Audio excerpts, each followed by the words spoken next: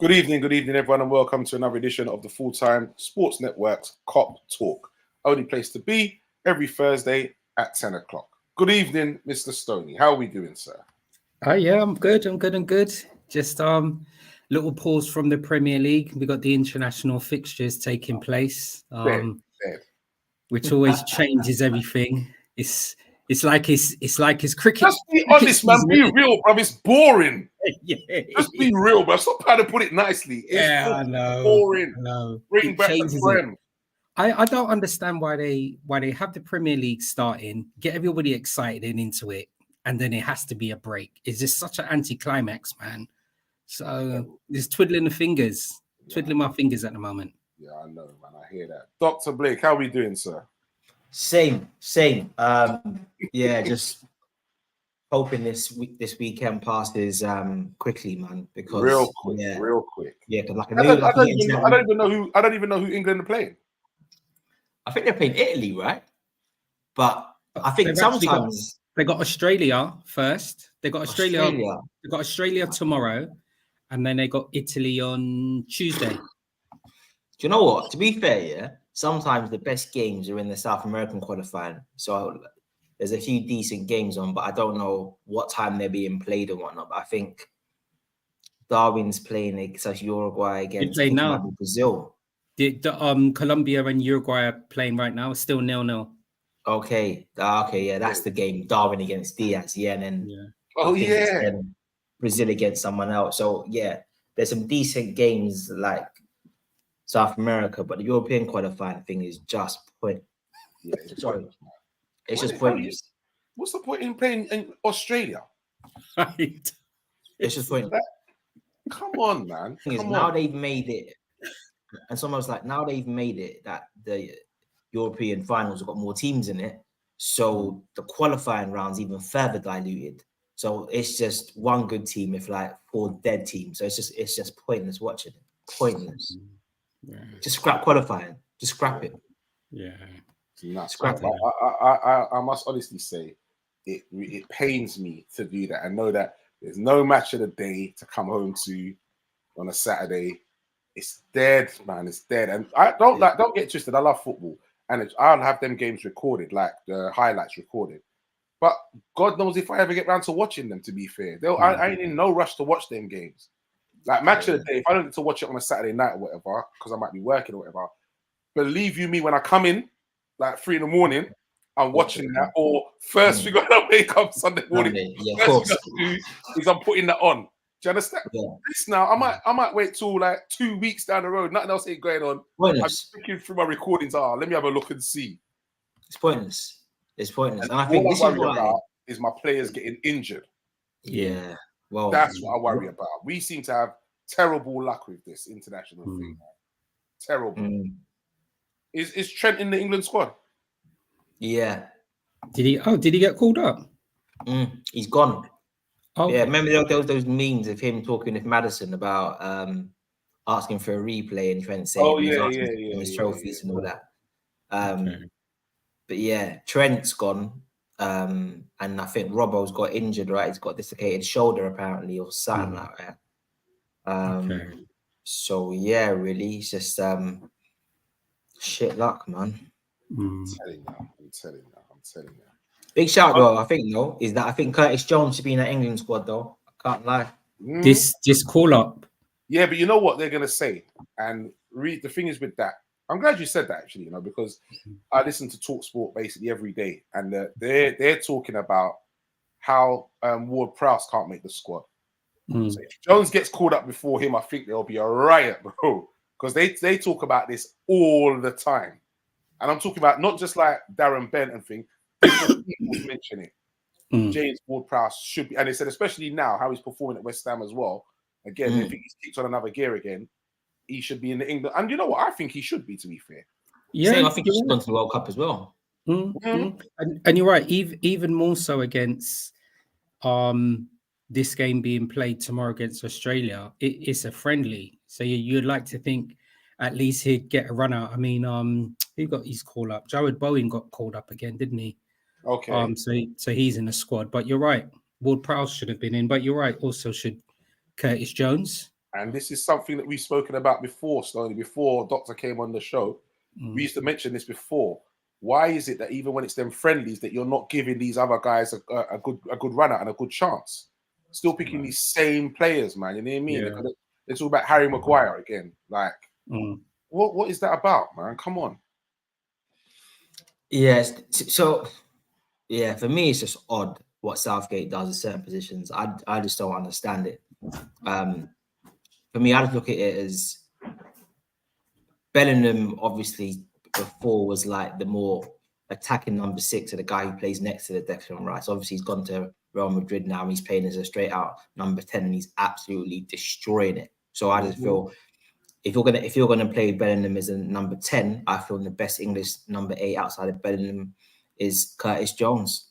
I just think he's been on the best form. He's the most complete for that role, press resistance, the way he controls games, where he keeps the ball, his tackling, ball work. I just think he's easily like the best person for that position. Plus, he's in crazy form. Plus, he's just won silverware with England under 21s in the tournament in the summer. So I just feel like he's ticking every box, but yet you're gonna pick Jordan Henderson. It's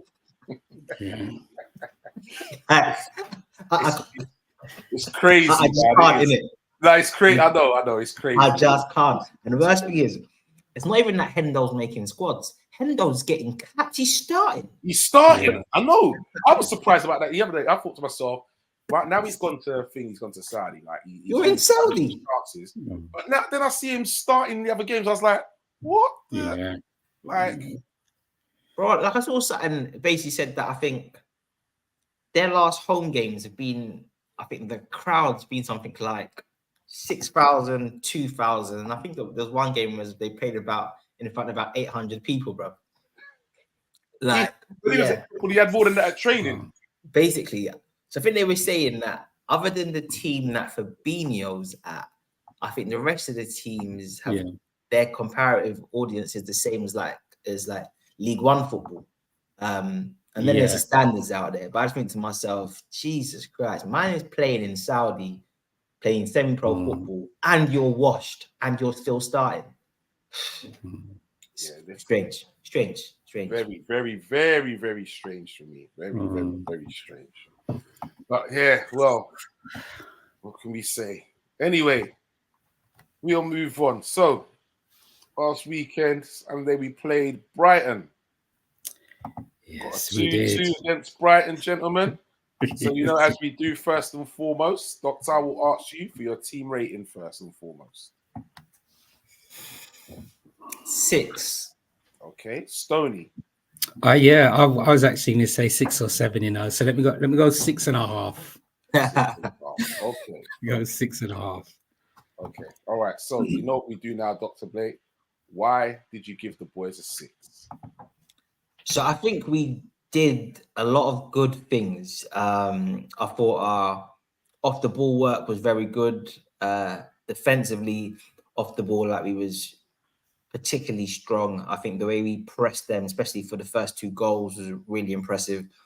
But for me, it was 2 things that I thought brought it down a bit. And obviously, Curtis Jones, that was a massive miss. But I think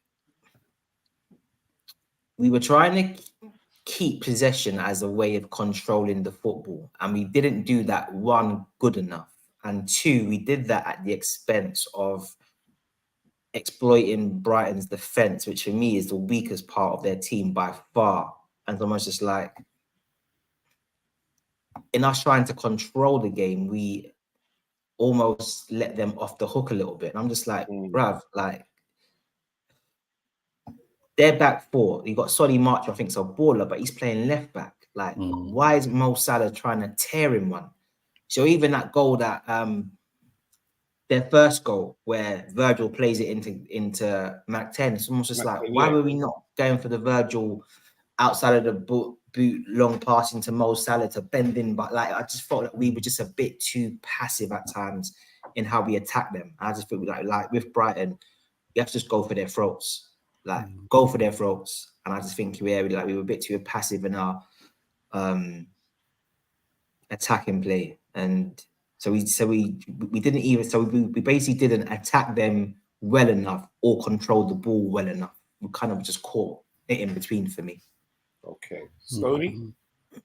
Yeah, I could only agree with what was mentioned as well. We were extremely passive. We did start really slow as well, and Adingra that scored that goal after the mix up at the back. He was actually quite lively as well. Played in a nice advanced position as well. But we know that Brighton are a possession based team. We do know they play nice football. But yeah, we just seem to be at the races there. I mean, they scored quite early, probably around 20 minutes. I can't remember.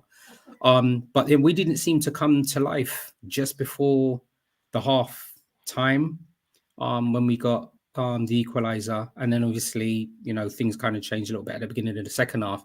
But then we also allowed Brighton to get back into it as well. But, there were other moments. The reason why I've given it 6.5 is after we did get the penalty. It was a penalty, it was the second goal, wasn't it? Yeah. Because when Dominic got pulled back, but we did have the chance afterwards. Remember, Gravenberch hit the crossbar. Yeah, I've got that written down there, mate, on my pad. Yeah. Allison made the men's as well, where the Jingra went through again, and he pulled off that really nice save. That was a save, because the ball was behind him. Yeah, man. Big save. So when you think of those moments there as well, there are other moments. I mean, there was the decision when it could possibly have been handball when the ball struck. Was it Virgil's arm as well? Nah, not off because it came off his knee. So yeah, I know. I'm talking about that. But there was also the other chance with didn't Diaz have a chance as well? I'm sure Diaz had a chance in the second half. Diaz had a chance. He did. Diaz had a chance. I can't remember the opportunity. If anybody's there and they recall the game as well, mention it in the comments. But Diaz also had a chance in the second half. So as he said, my 6.5 was basically said lackluster, quite pedestrian paced in the first half, but then we seem to come to life in the second half.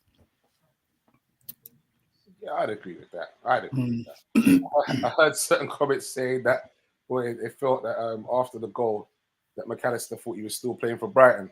Oh boy! Do you know what that moment that whole transition seemed to happen so quick? I mean, obviously, I'm watching television like probably the large masses. There would have been a lot of people that were actually at Amex Stadium watching it, but everything seemed to happen so quick from when Alisson plays the ball out to when it went to Virgil to when it went to Mac 10. Him being dispossessed, and before you know it was in a goal. I mean, don't get me wrong, the finish was nice, but everything seemed to happen so quick. And I suppose Brighton's press was as quick as our press when we scored the first goal, when we scored our first goal as well. But Brighton were just lively, very lively. Do you know that they're a lively team though? You know this, man. That's to be expected. But you know what? I fully agree that what Doctor said. You know what? Teams like that, you know what they're about. You know that they can score goals as well. And for real, you have to target their weakest link, and their weakest link is the defense. Yeah, you need to stick it on them, man. That's what you need to do. Stick it on them, man. Lower averages. That's what I say. Play it up in their half against their back four and create havoc, man. And something's going to drop for you, lot. Yeah, I tell you who was the first time that I actually saw this Brighton player playing before. I'm not too sure how many times he played for them. I know he had to come. Was it Igor? He played the left-sided centre back. He was another. I mean, I'm just thinking Brighton have just got so much players. Yep. They just keep coming off this conveyor belt. But Igor, he played the left-sided centre back. He was actually quite tidy for them. He was decent, man. He was. Listen, we need to hire their scouts, man. We do. Bro, that guy who they signed to replace Caicedo, he looks serious. What's the name again? And Baliba. Yeah. Belba. Yeah. So it's like power, technique, aggression. Come on, man. And he's what, like 19, 20? Yeah. Record 23 million pounds. Like, come on. Come on, like it's almost just like come off it, innit? Like that should have been the first thing we should have done. From when they were looking to sell Caicedo, we should have been sending our scouts. Who are Brighton trying to sign? when he goes, who are they gonna get? You know what I mean? Because that you look dread. I'm saying to myself, come off it, man. That's what you're meant to be going for Liverpool. That's your long-term project. Like forget the sorry. What's the youth from Southampton? Lavia. Oh, Lavia. Yeah. They want £60 million for him. You get someone like my man, innit? Like that's your long-term project. £20 million. Has he played yet? Nah. I don't think so, you know. He hasn't played, has he? No. I don't think so. Look at they haven't. But I think also as well, and rightfully so, like the Brighton manager is just like a 4-star general in it. And I think you watch the way all of the other coaches talk about Brighton and they talk about my man like Pep. I think Klopp called them the best coach team in the league and that. So I think almost where they rate him so highly, it's almost like they think we have to have a specific plan for this game in it. Maybe they then overcomplicate it a little bit because for the Brighton goal, it's almost like we were trying to create some kind of back four, but with Alisson. I'm saying to myself, why is Alisson level with Van Dijk? I was just like, this is high, but it's almost like he forces them into making these mad bold strategies, isn't it? Because I just think they rate him highly. And to be fair, Brighton's midfield and attack is blatantly dangerous, man. Like, it's problems, isn't it? I do. I rate the young youth as well. Ferguson. Yeah. I rate the young youth. Serious. Yeah. And as you said, you know what the thing is, all of the players that you guys have spoken about as well, that energy, because I think I'm sure Ferguson's like only 18, you know. I'm sure because he's not 20 yet. I'm sure he's about 18, you know. 18. And then you're right, they got all of these players that teenagers are just breaking into in around 2021. But you're right, they are very, very, very good players. And they said collectively, De Zerbi's got them playing good. Yeah, so a very good team. Yeah, because they had it's harder to beat than a team of individuals. I'll tell you that now. Yeah, 100. Because they had what's his name, Kevin Prince Boateng. He was on the Rio Ferdinand. Yeah, and he was talking about Klopp like Klopp was a absolute legend. He was just like Klopp. I love the guy. He was just like literally spoke about Klopp how we spoke about Klopp. And as highly as you rate Klopp, he said, but the best coach I've had is De Zerbi. And that's not to say that he is better than Klopp or not, but I'm just saying from time someone like Boateng who literally had Klopp in the highest regard and said, but De Zerbi, it was just something different. Like he made every player just play at a next level. And it's almost like, I don't know what he does with these guys because the guy who scored their goal, what's his name? Adringa, Yeah, Adringa. He was taking Robbo for Pappy Show, bro. Yeah, he was. That's true. Saying to myself, what am I seeing here? The guy could run for days. We run the pressure. And the thing is, like, Alisson's making like greatest of all time level save because that save is mad. One strong hand and the ball's behind him when he actually saves it. He's killed Robbo. It's killage. And so we say, as when Brighton got mad weapons, but they got like they ain't no joke. They ain't no joke. And it's almost like because they've had a couple of big defeats, you have to think about it. They've only dropped points in 2 or 3 games, hence why I think they're only like a point behind us. Yeah, that's correct. They won the high score. They won the high scores as well. There you go, and they've had a tough running as well because they've been Man U away. They've done Newcastle. Okay, West Ham they lost. Who else they play? Villa away. So they've had some tough games. Yeah, and I just think actually, in the fullness of time, that point, whilst it was frustrating, it might not be that bad because I think they give a few top teams problems there. Some problems, yeah. So would you say it's a point gain or 2 point drop? Knowing the 2 points games. I think 2 points dropped simply because of how the game ended up. Because for me, they were the better team in the first half, but we ended up winning the first half, and then we were the better team in the second half. But then obviously they then scored the goal. So I just think after the Gravenberch chance to make that 3-1, I think you have to say it's a point drop for me. Yeah. but at 1-0 down after like 30 minutes, wow, like I would have taken a point. Yeah, that's true. Mm-hmm. Yeah. That's true. But once again, when we went 1-0 down, I was still not worried. I was still confident my team was going to score. This You is don't it. feel the same. Yeah, but it's like we're sometimes we're creating opportunities that are probably harder than they should actually be. It just seems like we always concede first, and then it's almost as if we have to concede then to be galvanized to then put in a performance. I think for us it'd be nice for us to put in a performance and at least try and keep a clean sheet. But when Liverpool are playing at the moment, I'm confident that we're going to get that. Sorry, I'm confident that we are going to get the win, but I'm just not confident that we're going to keep clean sheets. Because the goals that we're conceding are all varied as well, you know. It's true. You're right, on that one. Villa, yeah, right. Aston Villa, and who else is our clean sheets this season? Just Villa in the league, man. That's Villa, innit? The league, yeah. Just Villa.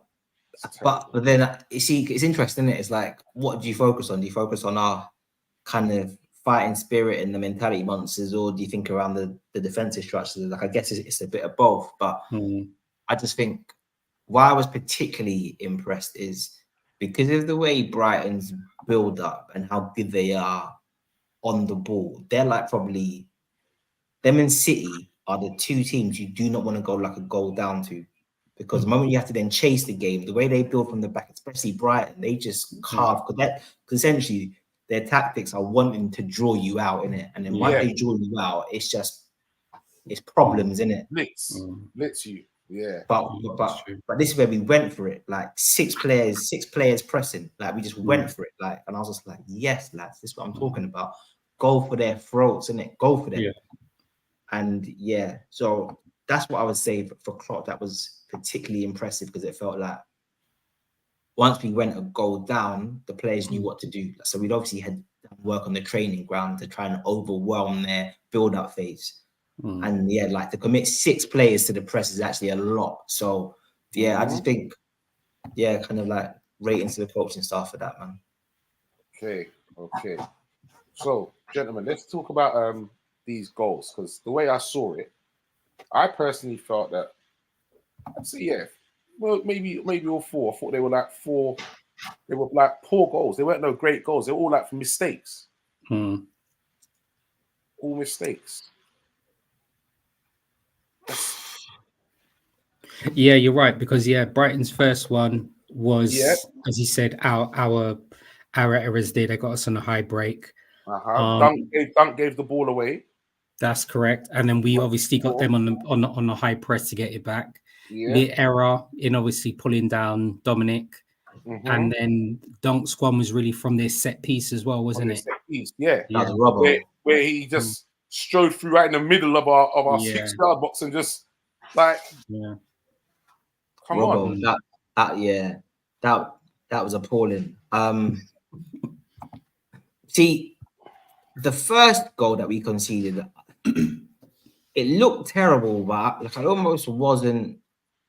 I guess in hindsight, I don't think it was a bad goal to give away simply because we was obviously trying to work on quite a complex tactical approach to the game in terms of our build-up phase to try and draw them out.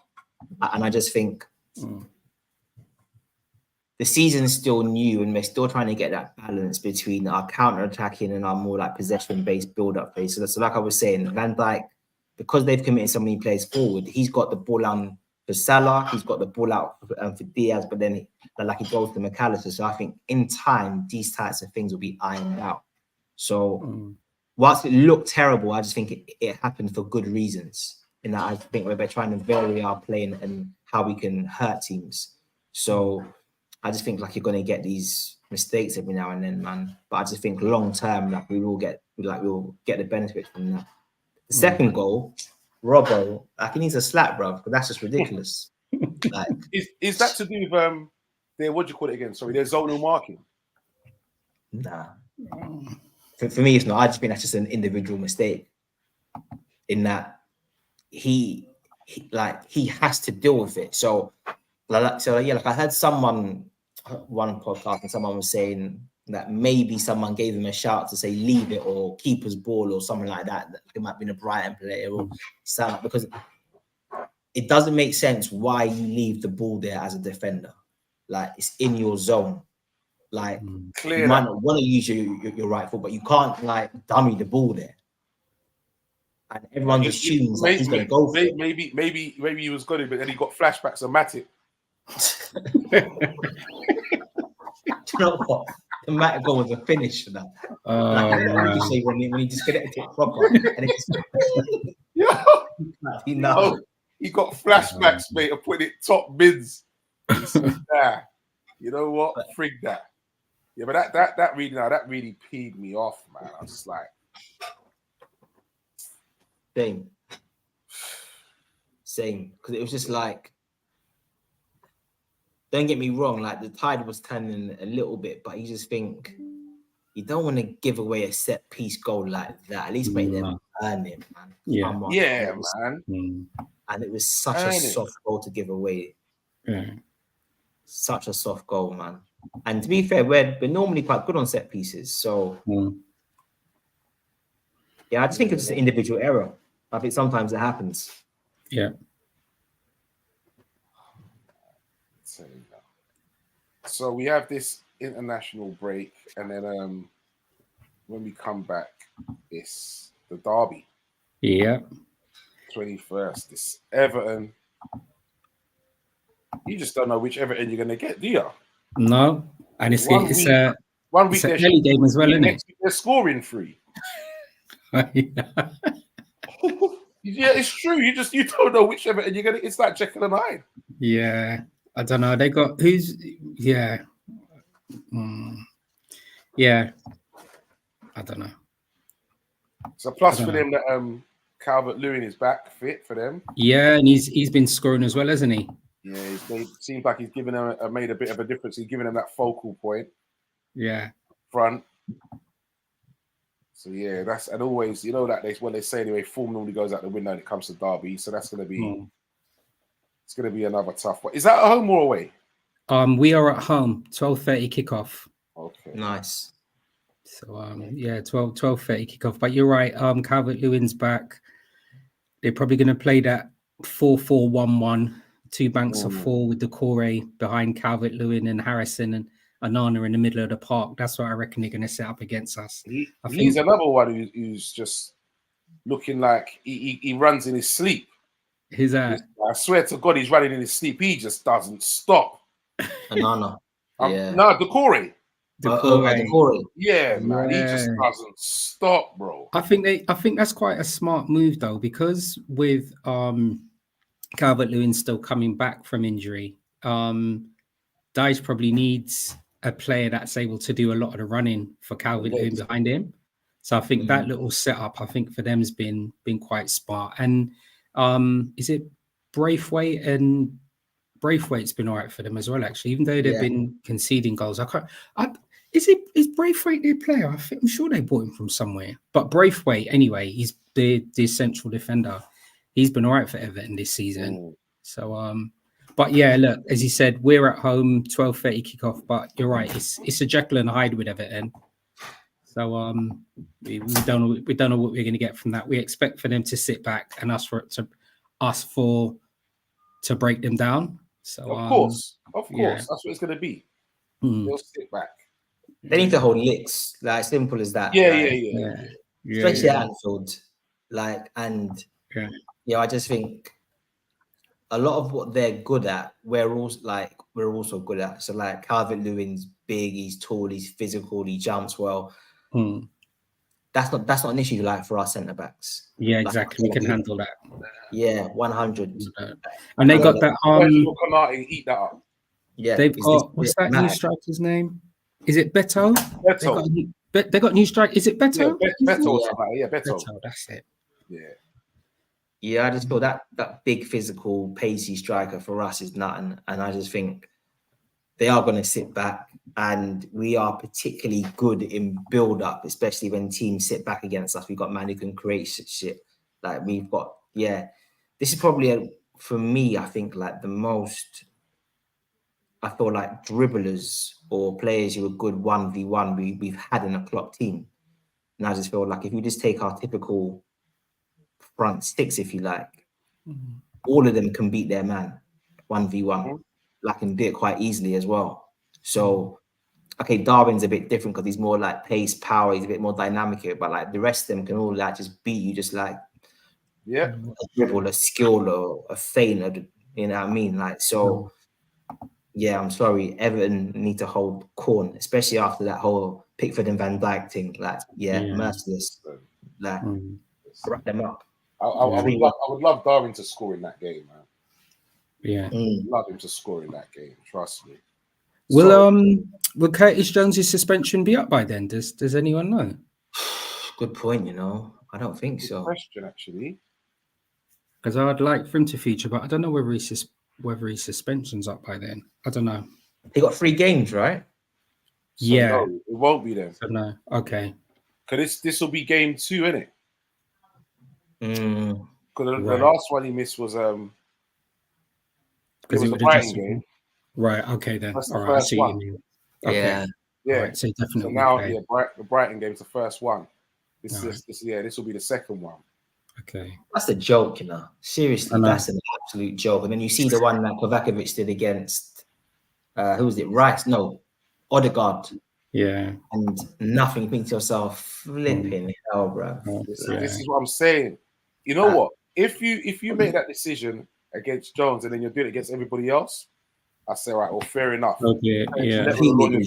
But you can't be doing one for this one and one for that one. And this is what causes the problems, man. Yeah. Of course it is. This is what causes the problems. And the worst thing is, VAR doesn't even tell the ref to go and have a look.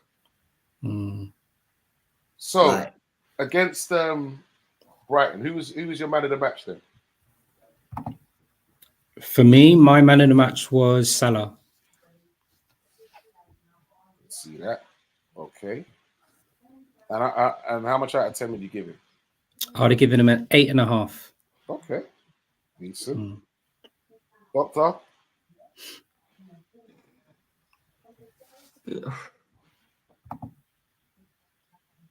Yeah, it's a good question, man. It's a hard one, isn't it? Yeah, I don't think anyone was particularly.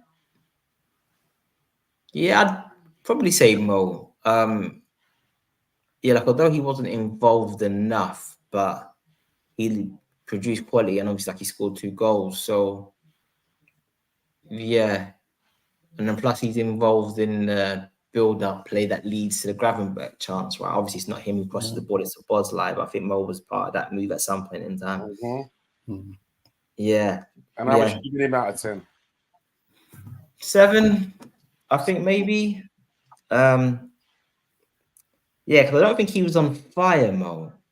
But no, he wasn't on fire. Definitely not. But then, I don't think we used him enough. I was just like, I rate Solly much, but we've we've got to be asking him questions, man. Like, forget the 1v1 stuff. Like, drop it in over his head. Like, get Mo turning him over and running in behind. And yeah, here he is, the one with the one-liners, Mr. Welsh. Good evening, sir. Good evening. Nice to have you on board. Wonder what he's got for us this evening. Another bit of good news there was our player of the month for September was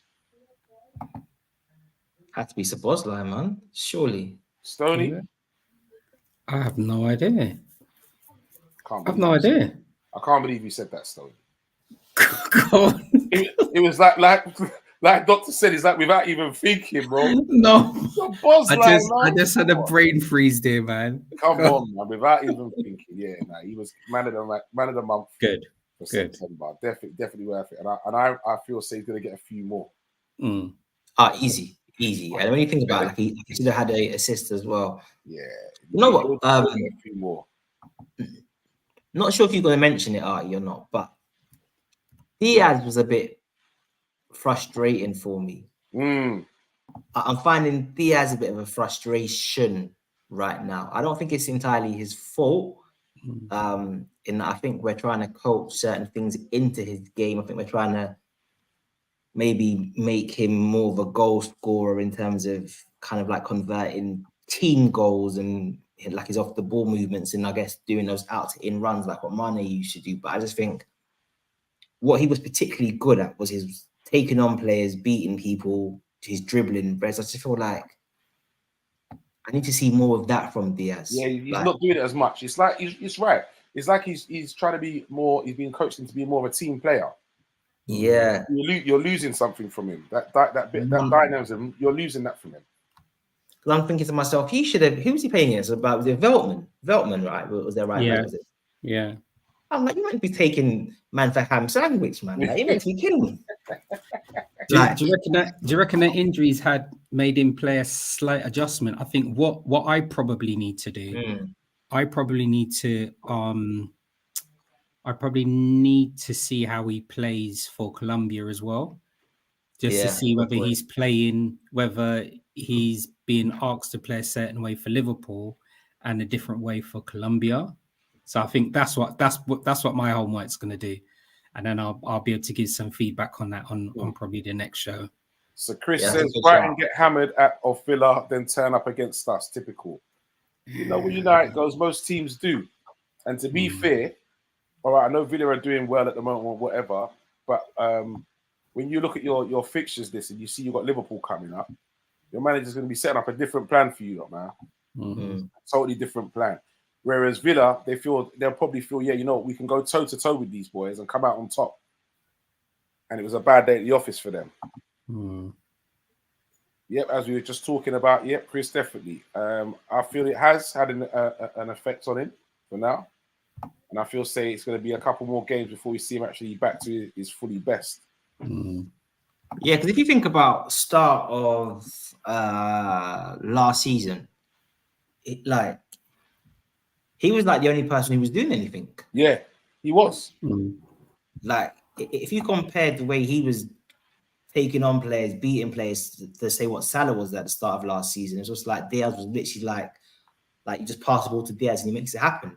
That goal against Crystal Palace, madness when we got battered by United, but Diaz was still just killing everyone. So it's almost just like, yeah, maybe it is the injury and he just hasn't got the full confidence yet just to be a bit kind of explosive. And so, let's give it time. But I just think he's got so much talent. I think he's got so much in his locker in terms of the way he can play the game. He, like, as I said, like he can be explosive. He can control it by beating him. He can go inside, outside. He can body feint, skill, run past you. He can lash it. I think he's got too much in his locker for us to be getting this more of a refined version of his game right now. But again, maybe he's just trying to like assimilate what the coaching staff are telling him about his off the ball movements, where to be, like his like positional place. It's detracting away from that, or maybe it could be the injury as well. But I just feel like the guy's got way too much ability to be giving Veltman that kind of game. Because if you think about what their right winger did to Robbo, like that's what Diaz should be doing to their players. Yeah. Stoney. So what Dr. Blake has just said there, I fully agree with. But what do you think with when you got a player like that who's a talent like that? Do you still think you need to be coaching the player to play like that, to play in a certain way then? Probably. I think. I mean, the thing is, we've Klopp and our coaching staff. Klopp and our scouts. They would have purchased Diaz for whatever attributes he had at his previous team, and we want to try and bring those and implement them in a way that Liverpool want to play. But you're right, we don't want to refine him too much. I just still think it's down to the injury, personally, because I mean he's still got the speed, he's still got the dynamic play. You can still see him running and leaving players on their heels. He's still taking off shots and stuff like that. So I don't know. I think it's just going to be a slight little transition. But I still think it's just him getting back in to the groove of things after his injury. So Chris says, could have been worse. Could have had Lovren and Saka at the back against Brighton. I don't want to imagine that game would have been over before it even started. Recipe for disaster. Too right there, mate. I'll tell you. Robertson came off injured for Scotland. Oh, okay. Yeah, it's his shoulder, they think. Yeah. Yeah, see what I mean? Yeah, the Diaz was interesting though. You're like, yeah. Well, what you're saying, it does make sense about the injury. Sometimes I think sometimes we forget how long it can take a player to kind of find their rhythm after a bad injury like that. Yeah, it's true. And we did bring him back kind of ASAP. Yeah, as well. That's another thing. And he's been playing regularly for us, not just in the league, but in the European games as well. Yeah. But, so I think it's one for us to really keep our eye on as well, isn't it? Really. So let me ask you something. Do you think against Brighton, do you think Gakpo was a miss? I don't think we would have played any different. To tell the truth, I don't think we would have played any difference, because I think if Gakpo was available, then I'm thinking he would have probably played centrally instead of Nunes. Darwin Nunes, right? I don't think we'd have played any different, but I could be wrong. I like Gakpo as well. He does offer something, slightly different than Darwin Nunes. But I'm glad we had that. Well, I suppose Gakpo can do the same thing because he's strong, he's physical, he can get in behind players as well. He's good aerially. So, I'm not sure. It's a good question. Very good question, that is. What do you reckon, Doctor? I think from the substitutes bench, potentially, because I just feel like we were all watching the game thinking to ourselves, there was a moment where, especially after the Gravenberch's miss, where it almost felt like, Klopp, we need to do something, because we could feel that the game was opening up a little bit, and Matoma started doing Matoma things, and when he starts to kind of to purr, then it's problems. And this is the thing about Brighton, isn't it? They've got man who give you a headache, bruv.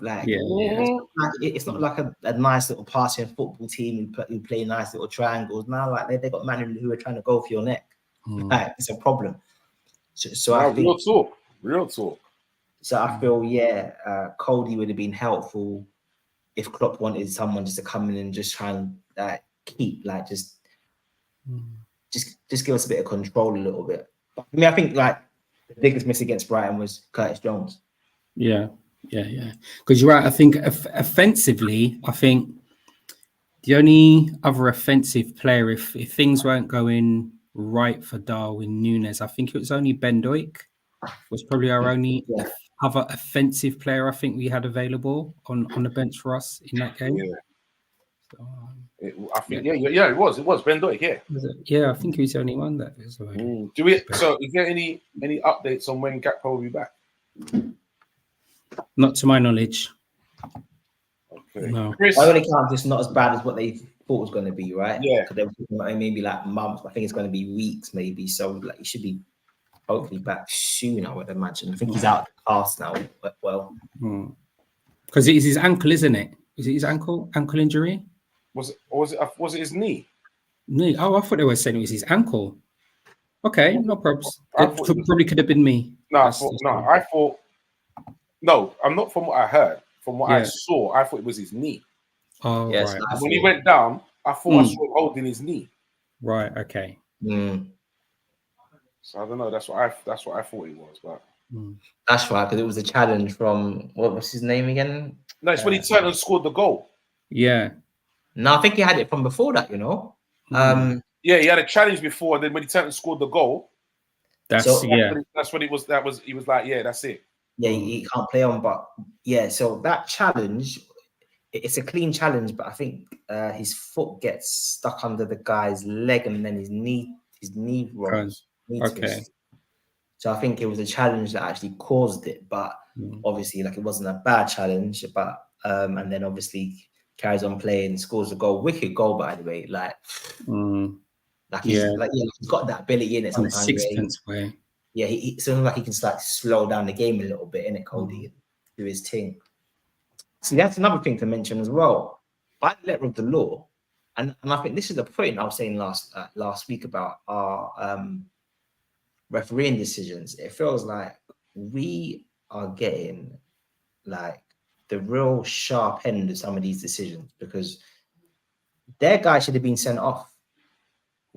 Yeah. 100. Yeah. Now, personally, I don't personally think that should lead to a red card in the way that I'd like football to be played.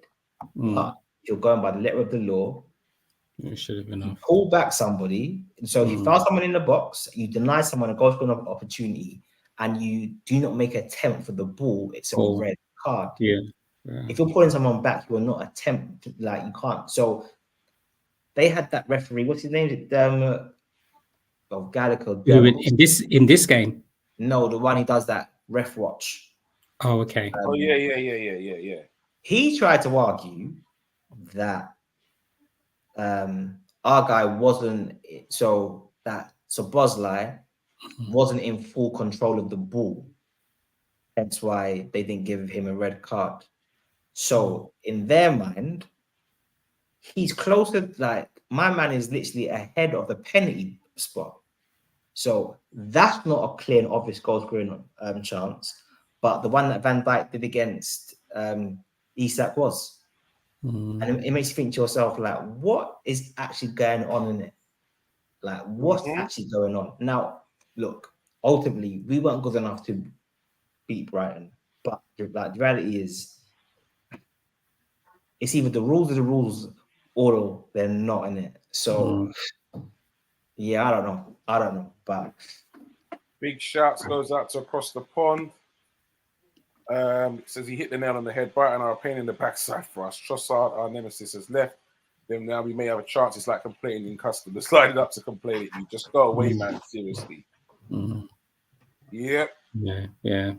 Tricky. And as we mentioned, Gakpo, we're trying to find out, but we hope he'll be back sooner rather than later because apparently injury is not as bad as first feared. And Chris is saying, Trossard leave. If you've got a chance, then they have other players. It's like stormtroopers. They keep coming, keep emerging, get rid of them. That's so true. It's true. They keep churning them out, man. And they've just got that attitude of they just keep going. They just keep going, man, which is the right attitude. It's good scouting, though, isn't it? I just feel like there's a lot of talented footballers out there. You just have to just like put them in the right conditions, like the right tactical system, and they'll do bits. Of course. Chris says, do you think Virgil van Dijk needs to adapt his defensive game if injury from years ago affected him? I think that's a really good question as well, Chris. I think you have to bear in mind as well that we've actually, I think it was from April last season, when we've actually changed the way in which we're actually playing. So I think if we're looking at Van Dijk, he'd probably be in the same position as all the other players as part of our squad. We've changed the formation in a sense. We've changed the tactical way. We've really moved from the back four to a back three at times, obviously with Trent moving in to midfield as well. So for me, I wouldn't really be too critical about Van Dijk. We're still changing the way we play, and there's going to be some teething problems along the way for Van Dijk and all the other players as well. Okay. Evening, VW. Nice to have you on board, sir. You enjoyed the wedding, mate. Hope it was fun. I hope to see some pictures in your whistle and flute. Looking well shot, son. Hey. And Across the Pond asks, so Ross, VVD's still very good, but what is his best partner now? Good question. So I'm always gonna like Ibrahima. Thanks, Ross. I'm always gonna like Ibrahima, and I like Ross. how Jarrell's been playing with Van Dijk as well. Thank you, Ross. That's just me. Yeah, nice one, Ross. Cheers, mate. Boy, yeah.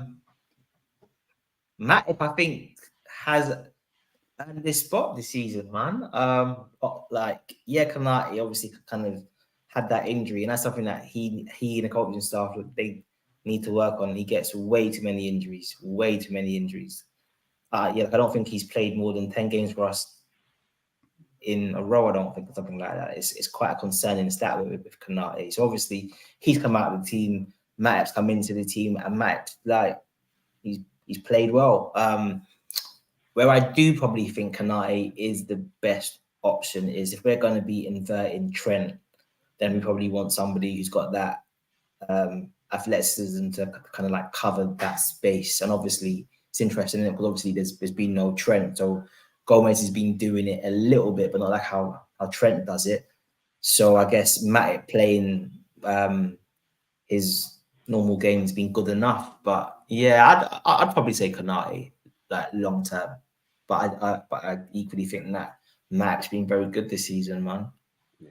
I think he has. No, he has been very good this season. I must say, he has been very good this season. I think Virgil and Konate, they complement each other. Two different types of defenders. You understand? Where your Virgil's going to read the game and do what he needs to do, whatever. Whereas your Konate is the one who's going to be the bully boy, get stuck in, and that. So yeah, he's going to. Konza and Virgil, I think they're very similar. Very, very similar in the way that they play. So I don't know about them two playing together. For me, would be maybe against them teams in Europe that look like an optician's board when you can't pronounce them. And they got them, them kind of strikers who you ain't hit a barn door in about 6 months. So you can just play football and you want to just control the game. I think that would be great. But if you've got someone who's on it, I think you need to have someone like one of them bully, like Mikel Antonio. You need to have a Konate in there for me. It's interesting you say that though, right? Because I'd say Gomez and Virgil are probably quite similar, and that they both prefer to sweep up. If you see what I'm saying, they both. Whereas I feel they've had very good partnerships as well, and then Matip did bits against Antonio when we played against him. So, but I do see the point. See, I just think that Virgil needs to know someone's game and what that person's going to do. And I think sometimes Konate doesn't always do what you like, what's obvious in terms of like pressing his man, or like say it's in open spaces and it's 1v1 defending. But I just think when everything's tight and the back four is moving along and shifting and covering and who's going forward, I don't think he always. Yeah, like I just don't think him and Van Dijk are on the same wavelength, like Van Dijk and Matip, or Van Dijk and Gomez are, in my opinion. Yeah, I'd agree with that. So Chris says, Jesus Christ, thank the Lord, I got my local team Carlisle to watch that weekend. With nothing else to watch, I'm not watching this Herbert influencer nonsense boxing fight. Rather watch leaves fall off a tree. Well, I'll just let you know, Chris, if you don't know what it is, but I will be counting Basmati rice. I'll tell you that much, mate. Bring that. I'll tell you for a bubble bath. VW says, does Gomez have a real impact future at the LFC, or he resigned now to being a bit part player? I think that, to be honest, I think that question's been answered. Because before I pan it over to my panel, basically for me, he's come in for Trent, who's been injured, and he's done well. He's done very well. Can't really knock him, to be fair. He's done well. We've been winning games. And then the moment Trent's back, you're back to your normal position. And I ain't going to lie. They flashed the camera on the subs bench. And while the other man, they might be seeing them talking to another man and they have a little laugh for the joke. His face was tough. His face was long like a day's work, bro. I ain't going to lie. So yeah. It's, for me, in his mind, he's got to be thinking, well, what do I need to do? I do think sometimes, don't get me wrong, obviously Klopp's got guys who he recognises as being first team players, but I do think sometimes players need to earn back their shirt a little bit. And I think after Trent's cameo against Tottenham, and then obviously he played in the Europa League, for me, Gomez still has a shirt for Brighton, personally. Yeah. Like, I think the only reason that I can see that you'd give Trent is if you want Trent to do something specifically tactically that you think is going to be key for that game that only Trent can do. And then I can get it. Okay, like we want to play in this certain way. It's the Zerbi, it's Brighton. We need to like change our build-up phase or like whatever it is tactically, then okay, fine. And to be fair, Trent did basically play as a number 6 for most of the games. So I get that, but I think players need to like earn back their spot, man. Like, we can't. Yeah, that is perfect, mate. You need to earn back your spot. You know what? All right. So you are my first 11. You know you're my normal starter. But here, what if you've been injured and the person who's come in is doing well? Then you know what? You have to earn back your spot. Now, for me, that makes that player now be on his toes and on his game, rather than, and all I need to do is get fit and I'm back in the team. 100. Now I need to get fit and earn my place. 100. It also the player who you've brought in now, and you're showing a bit of faith in them, that gives them hope and belief for them to keep performing. Now he's saying, right, well, now my boss is giving faith in me. So as long as I keep performing, I've got the shirt. Whereas now you might say, it doesn't matter what I do, I'm not going to get the shirt. So yeah, I think like, especially if you're playing well, like, yeah, at some points it has to be okay, cool. Like you're playing well, the shirt's yours. And just like Trent, tough luck.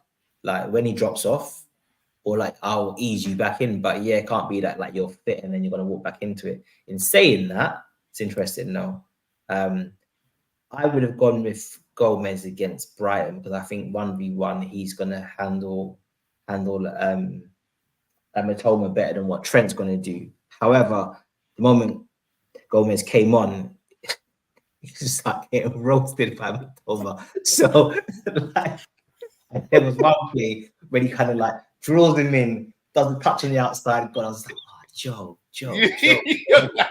you're like, Joe, I'm rooting for you here, bro. Come on, man. Joe, come on. Skinnage. Like, but again, it's Matoma, isn't it? This is what he does, bro. Yeah, like, for real. But I actually think Trent handled him quite well, to be fair. Like, so in hindsight, you know what? Trent did well. He did well. Yeah, because he was there's a little clip going about it. Shows you like him making the little interceptions and blah blah. He did well. He did well. I ain't gonna lie. Across the pond says to that question earlier. He said he thought it was Matip, but he says he's unsure but he's not sure anymore. And Chris goes on to say, I prefer Gomez at right back, not convincing, but rather him there than centre back. Stoney. Yeah, I think, you know, I know I've had my say on Gomez on more than enough shows, really. And in a nutshell, I think that he's always going to be a squad player for us. We've had him there at our club for, when did we get him? 2015. So he's been there 8 years. He's been there a hot minute. It's nearly 10 years. And he hasn't even played 200 games. Nearly 10 years. So, you know, he's just going to be a squad player. He'll be due a testimonial soon. It's true. He's going to be a squad player, but guess what? He's at an amazing club. He's been an amazing servant. He's won a lot of silverware. He's won it all. That's what I mean. And when he's asked to play, he usually plays about a 6.5 each game. And he just does what he needs to do. So he'll just remain as part of the squad.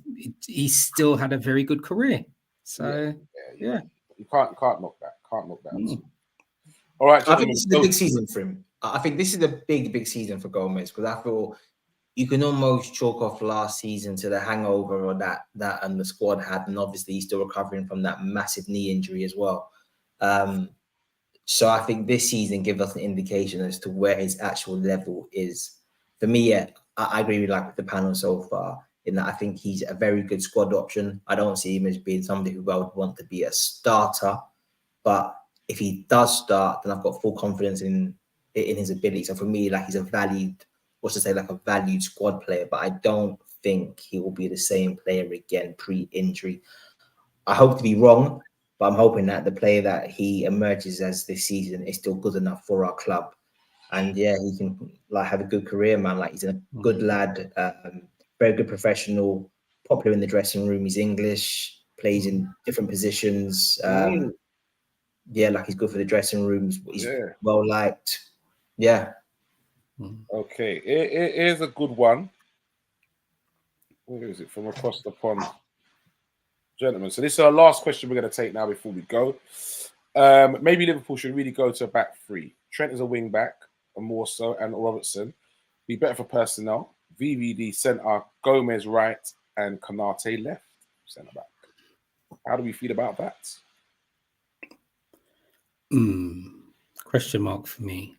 I think I like the way that Liverpool are currently playing under this new 2.0. I like the formation we're playing. I like the system. I like tactically. I like the way we're playing. Robbo this season, I think even through the middle of last season, based on his own performances, based on Robbo's own performances, I think he's dipped a lot. Massively. There's a few seasons back. It was Trent and Robbo getting all the assists or even in-game passing to each other. That doesn't happen anymore. I think on Robbo's side, I think it's due to the way in which tactically we have made the adjustment to how we're playing. So as you said, Trent moves from fullback into central midfield, which prevents Robbo getting up the field as much as possible. So even that side of it, I think because we've changed tactically, Robbo's performances now have changed. So he's contributing towards the team, but more on the defensive aspect. The role for him has completely changed. But don't you think? Sorry, Stolly, to cut you there. But don't you think what across the pond has just said there that would allow Robbo to get back forward and start doing them assists again? Yeah, no. I think I'm just happy with how the team is, because I think if we were to go 3 at the back, 2 wing backs, then are we then saying that? Just correct me on here, right? So Trent would be the right wing back, yeah? Yeah. We'd have 3 midfielders, so then we're just playing 2 up top as opposed to the 3. I think it would just change the team too much. So then in my own head, we've obviously said that McAllister, Dominic, and Curtis Jones have been playing quite good as a trio in the middle of the park. So then we're looking at just playing with 2 offensive players, whether it's the 2 strikers, 2 forwards, whatever. So is it Salah and Darwin? Is it Salah and Gakpo? Is it Salah and Luis Diaz? I don't know. I'm greedy. I just like the way that all 3 of them, all the interchanging, are actually playing at the moment. So I wouldn't change it for that, unfortunately. Okay. And Doctor, what would you think of that? Yeah, I completely agree with just I've never liked that 3-5-2 or 3-4-3. I like the way we're doing it in terms of that kind of 3-box-3 when we got the ball, and even the way like we're going kind of 4-2-2-2-2. No, that's too many twos. 4-2-2-2. There you go. So I like that formation against Wolves. That variation of the 4-4-2 or 4-2-3-1, like whether you want to do it. And then, if our main formation is that kind of like to be 3-box-3 in possession, I think that's the way forward.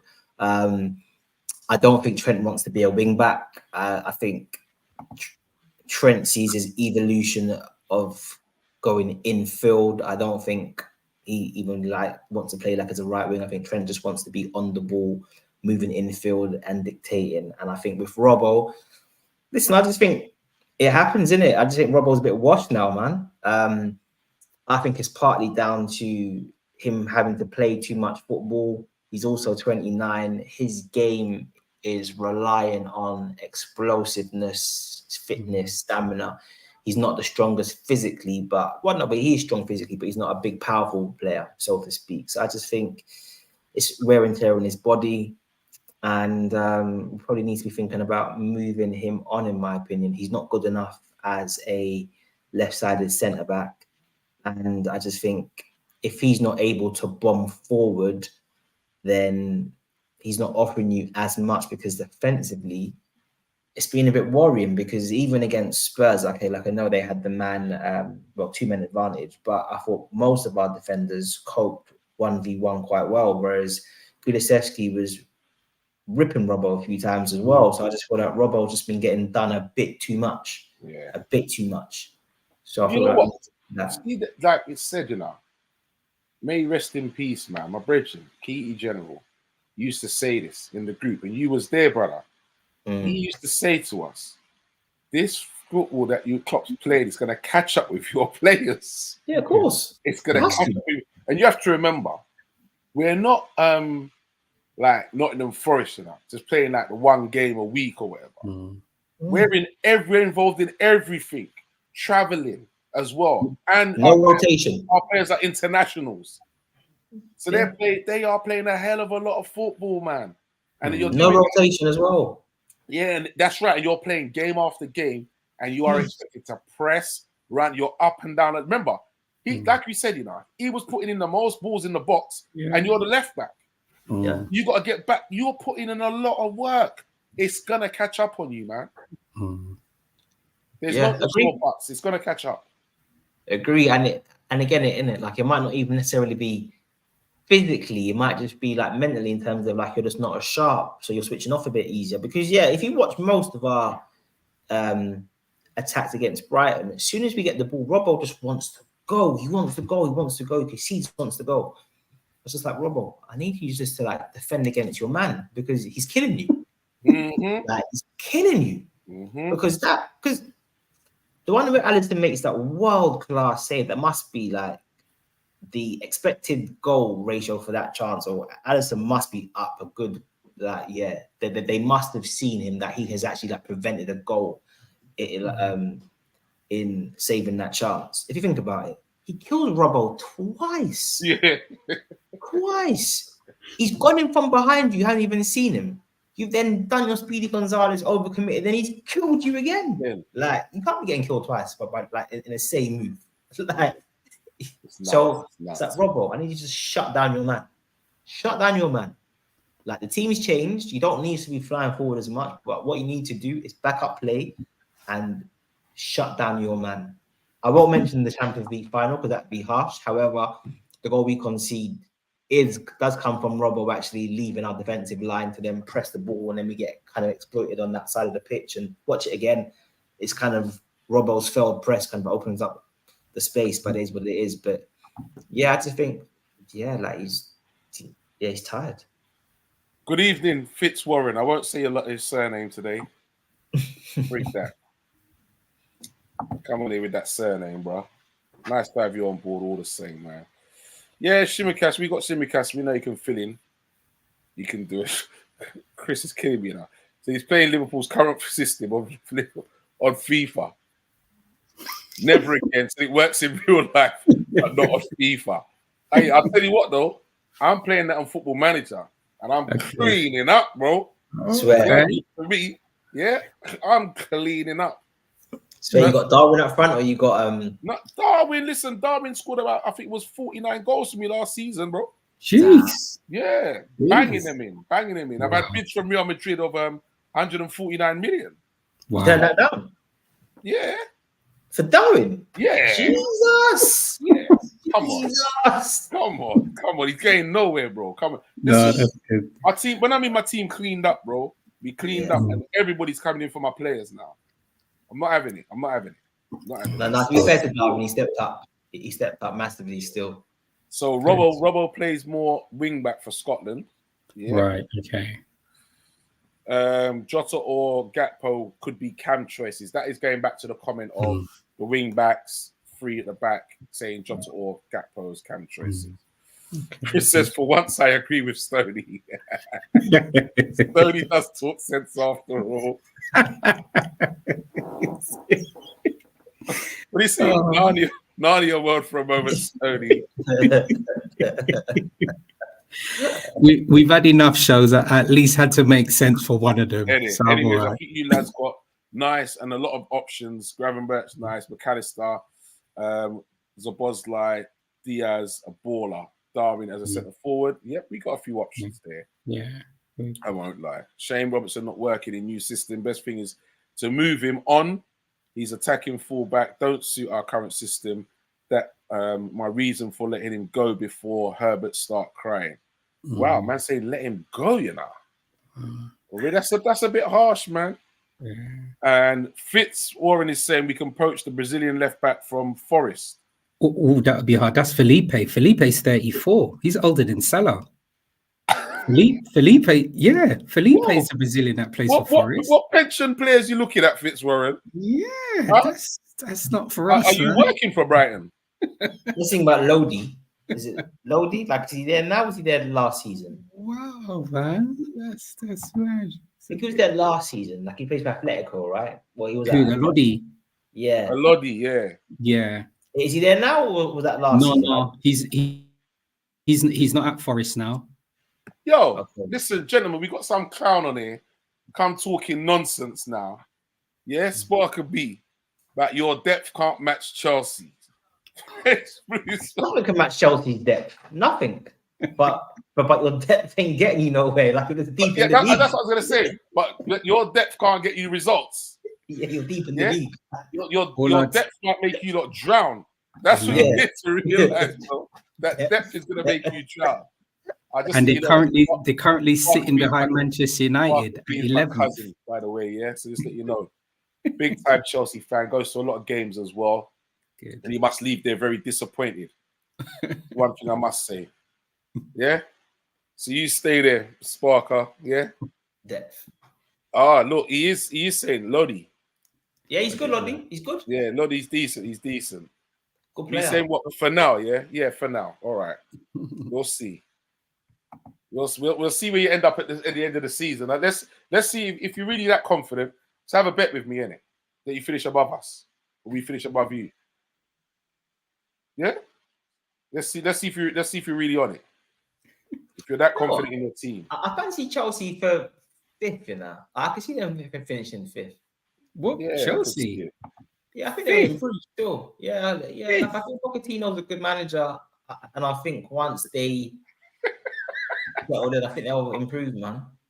Do you know? With that, I'm thinking the thought of Chelsea coming 5th. Then, so this is just me, all right. I'm not saying who could you see being the teams that are going to finish ahead of Chelsea. So I think the top 4 is Liverpool as it is now. Okay. Liverpool, City, Arsenal, Tottenham. Okay. So that means Chelsea's probably going to finish on top of Villa, Brighton, or Newcastle. I think Brighton will be inconsistent because I think they'll struggle with playing 2 games a week. Villa be interesting. But I just think, Chelsea, like, because they were terrible last season, like, they're not in Europe, are they? But then do I think they're finishing above Newcastle? Probably not. You see what I mean? Yeah, that's a tricky one, isn't it? Yeah, I probably see Chelsea coming between, say, 5th and 8th. Okay. But I tell you who ain't making top 5 for next season is Man U, because they are garbage. Yeah. And I'm happy with that. Hey, gentlemen, look, I want you lot to witness this, yeah? He's saying 100K. 100K? Yeah. To what, buy Darwin Núñez on Football Manager? Because he's definitely going to bet you 100K about Chelsea. That 100K, yeah? That's what he's saying, all right? 100K. 100K? Chelsea finish above us. Hey, Spark, I've got witnesses, you know. The chat room can witness this. Screenshot panel can witness this. Screenshot so it. Come, what do you call it? Come April time next year. I don't want what do you call it, installments. Well, you might be taking a man's house keys next season. I don't want installments, bro. He's gonna come home from work and Artie's just sitting in the front with his feet. My feet are gonna be up in the yard. I'm gonna send him to get me a beverage, bro. Trust me, that's what I'm gonna do. If you wonder why all the toilet roll went missing in lockdown, it's because Todd Bowley bought it all. That wouldn't surprise me. So Sparker goes on to say that once Nkunku and Reece come back, he thinks. But do you know what the interesting thing about what Sparker B was saying there? Go on. Nkunku, he only really played in pre-season. I'm not belittling this player, by the way, right? So he only really managed to play in pre-season. He hasn't really had the opportunity to play in a Premiership. You see, I think he played in one Premiership game, I think it was. So even something with that and that serious injury, even if he was to come back around Christmas, we're not going to see the best of this player until next season. So that's why Chelsea ain't finishing in the top 5. I'm taking that bet, you know. I'm taking that bet, Sparker. Trust me. Yeah, and Reece is always in. Look, I love that. I got a witness. Chris has clicked that, yeah? Yeah, and Reece is always injured. He comes with receipts. Chris just wants half my money, bro. That's what it is. He wants half my winnings. Oops, I meant 100p. Yeah, I know you thought better of it. You thought about it, didn't you? You thought, nah. £100 in finish, brother. Chelsea. That's all right. So, gentlemen, before we go, how do we do against Everton? Brought them up. Standard. Standard. I like that. Standard. So like I just brought them up. Yeah. Not we're gonna win 2-1 or 3-1. No, brought them up. I love that. Yeah. Standard. Like it's go for them. Go for them. 100%. Let them come. The only thing that they've probably got an opportunity looking forward to is the new stadium when it does get built. But they'll be playing with that in the Championship. So it's definitely going to be a victory for us against Everton. Okay. Fitzwarren is saying the 21-year-old who made an amazing run on Saturday. Yeah, he did. He made an amazing run, and the shot at the end, he was very unlucky. Did you see that? Did you see that, by the way? So who's that for? Did you anybody get to see that for Forest? No. The run that he made from the back. Didn't see it. Check it out. Wicked run, and the keeper made a good save, man. It was a good run. I ain't gonna lie. Impressive football. And Chris got, give me half the earnings to help buy Carlisle and give Moxon a new contract. Okay, well, gentlemen, as usual, it's been a blast, I must say. Of course. Thank you very much, a humble panel. Blessings, Doctor. Always a pleasure, my brother. Stoney. Bless once again. We're gonna. Hey, and by the way, listen, how could we forget, man? Listen, a big shout goes out to Preds out there having a good time, studying up in Jamaica. That's true. Picking it up, Preds. Enjoy, mate. Yeah. Have fun with you and the family. Good night.